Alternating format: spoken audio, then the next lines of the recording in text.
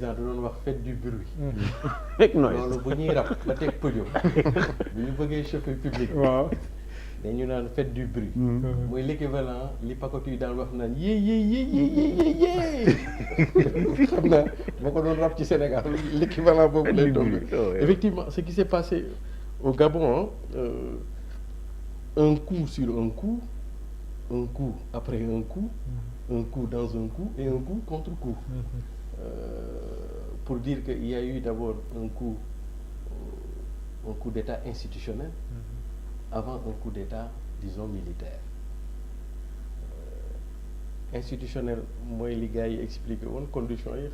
Gabon, à partir depuis le 26, le 30, ils ont coupé Internet. Résultat, nous avons 3 h du matin, nous avons 4 h du matin, le militaire a fait coup d'État. Et sondage, ba ci yenn résultats yi jot a filtré sax en fait li ñuy wax ni Ali moo ko moom. Albert ko moom. Albert ko moom en réalité. ah danoo jël yëfi Albert jox ko tur yi def fii. danoo jël yëfi Albert jox dénomination rek lañu am.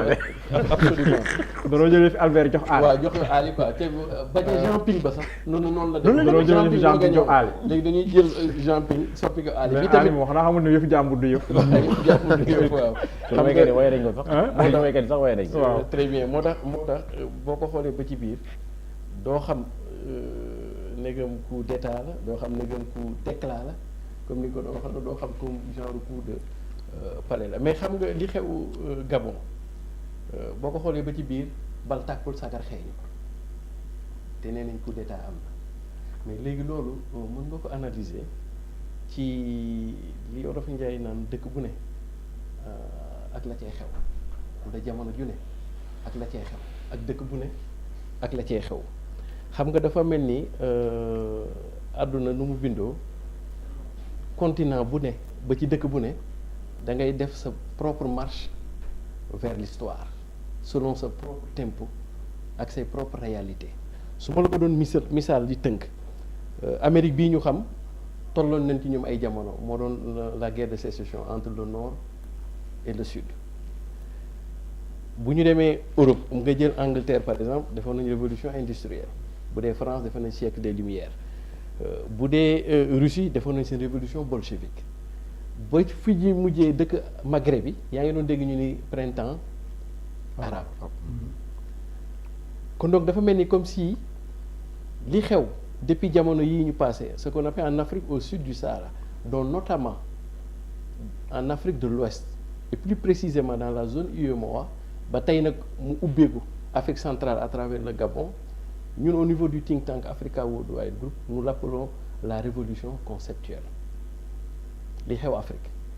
du ñu ko tuddee printemps arabe mais ñun fii ni ñu koy tuddee révolution conceptuelle xam nga révolution conceptuelle boobu nan lay demee entre benn acteur bu ñuy tuddee l'acteur principal de cette révolution sera la jeunesse africaine qui est à la fois connectée et lettrée et plus 2 enjeux ñaari enjeux yi mooy les ressources naturelles yi continent bi am deuxième enjeu bi mooy ce qu'on appelle la transition démographique ñu dañ nekk ci transition démographique boo xam ne xale yi léegi ñoo ëpp daanaka lu ci bari mag ñi mais léegi ban question lay poser en toile de fond par rapport à ce qui se passe au Gabon ce qu'on appelle qui va contrôler l'état profond gis nga weesu na sax Gabon loolu mooy dal Afrique de l'Ouest fi ñu toll nii suñu révolution bi trame de fond bi ce que nous appelons la révolution conceptuelle en Afrique trame de fond bi mooy qui va contrôler le pouvoir politique d'État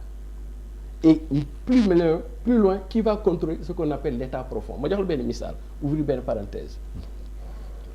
qui maîtriser l'état profond bi anglais di tuddee deep state après moom mooy maîtriser le pouvoir politique d'État or en Afrique nan lay conflictualité di diwee mooy est-ce que c'est le politique ou bien est-ce que c'est le militaire parce que su ñu ko xoolee bu baax depuis conférence de Bâle dañu imposer woon benn façon de gis-gis bu ñu imposer woon dañu caractériser woon ni civils yi ñooy gouverner les militaires restent kii bi donc là on était dans une forme de démocratie électorale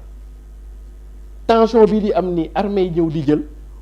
mu mel ni dañu nekk benn remise en cause de ce processus de démocratisation qui fait qu'on va changer peut-être de modèle en privilégiant peut-être ce qu'on pourrait appeler la démocratie populaire sur la démocratie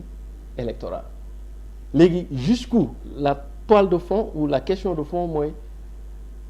jusqu'où est-ce que militaire war nañu dugg ci vie politique c'est là la question de la trame de fond bu ñu dem ci révolution yi mais en tout état de cause ku maîtriser l'état profond va maîtriser le pouvoir et pour des générations encore je vous donne juste un exemple pour après jox la par exemple prenons l'exemple des États-Unis par exemple Trump fan yii yëpp yéen a gis muy jéem a def ay affaires mais mënu ko réussir xam nga lu tax parce que dans l'intervalle les conservateurs ont perdu le pouvoir profond ou l'état profond le deep state ba Ronald Reagan ba George Bush conservateurs yi ñoo téye woon l'état profond mais ba Barack Obama xësee ba dugg si dafa basculer ci démocrate yi kon donc Trump lu mu mënti def it toujours dana am benn affaire bu koy kii yoo xam ni moo koy baare mooy Capitole bi ñu defal yooyu donc ñun fii tamit même chose bu dee fële question de politique la bu dee fii aussi affaire militaire yi dafay ñëw ci première logique d'analyse deuxième logique d'analyse xam foofu lay daanelee sax mooy situation bi Afrique nekk ñu nekk ci benn transition démographique ba ca Asie ba mu ca tolloo da ko réussir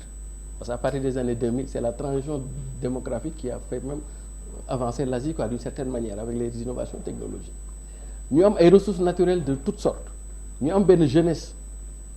connectée et très lettrée ouverte sur le monde donc enjeu yooyu est-ce que à l'état actuel seuls les politiques disons les civils sont en mesure de pouvoir préparer quelque chose pour une perspective heureuse ou bien les militaires ont leur droit à dire surtout dans un contexte sécuritaire et cetera et donc lii xew Gabon te xewoon Afrique de l'Ouest mooy en toile de fond qui du militaire ou du civil devrait revenir ce qu'on pourrait appeler le pouvoir politique d'État étant entendu que depuis la Baule dans les années 90 dañu waxoon ne su ñu demee ci gouvernement civil les militaires doivent rester dans les casernes mais 90 ba léegi pratiquement on n'a pas beaucoup évolué mooy li maître doon wax président même bu ñu leen falee bu ñu ñëwee ñoom dañuy jalgati léegi nag il y a deux types de tensions qui se posent en Afrique c'est la démocratie électorale qu'on a toujours connue organiser des élections quels qu'en soient les paramètres et la démocratie populaire qui revient que léegi nag enjeu bi ce n'est plus les décideurs ou les gouvernants ce sont les populations africaines et les nouvelles dynamiques les nouvelles réalités africaines. Docteur si nga tolloon sànq foofu li ñu ñëw léegi si jàngat bi si Sénégal par rapport au contexte actuel